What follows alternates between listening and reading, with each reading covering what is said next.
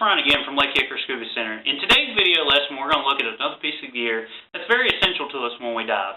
And basically, that is the regulator system. Now, let's say it's the middle of the summer, it's very, very hot, and you're sitting in your vehicle. Most likely, you're going to have the air conditioner on.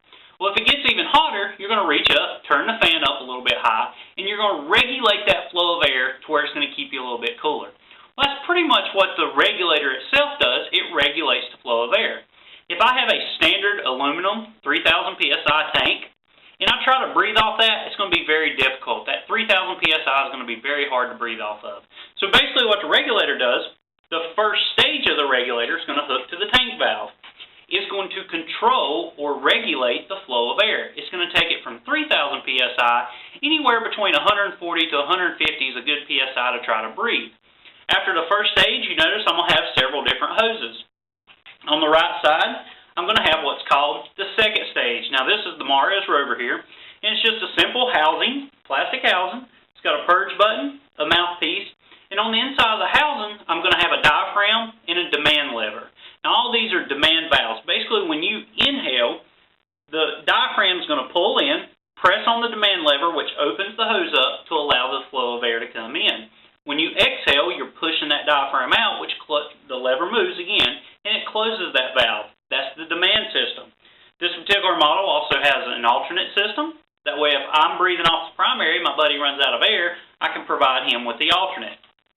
On the left side, I'm going to have a low-pressure inflator hose. Now, the low-pressure inflator hose is going to the low-pressure inflator, which is attached to the BCD. It's going to allow me to take air out of the tank, put it into the bladder of the BCD, which will either allow me to float at the surface, sink to go under, or to control my buoyancy to where I'm neutrally buoyant, which is what I want to strive to be.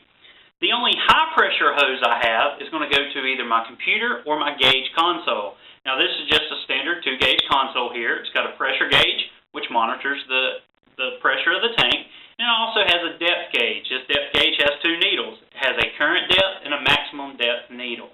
As I go down, both needles are going to rise. As I start to surface, the actual depth needle will come back down. The maximum depth that I reach during the dive will stay at that location so that I can log my dive.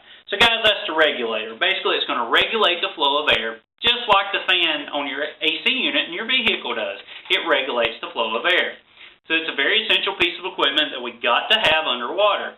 It's very important to take care of this gear, and just like on most other dive gear, once you get done with your dive, simply replace the dust cap in the first stage, dunk it in a fresh bucket of water, and it should be good to go. So as always, guys, check back next week for a new video lesson or a new review. And as always, guys, we appreciate your business.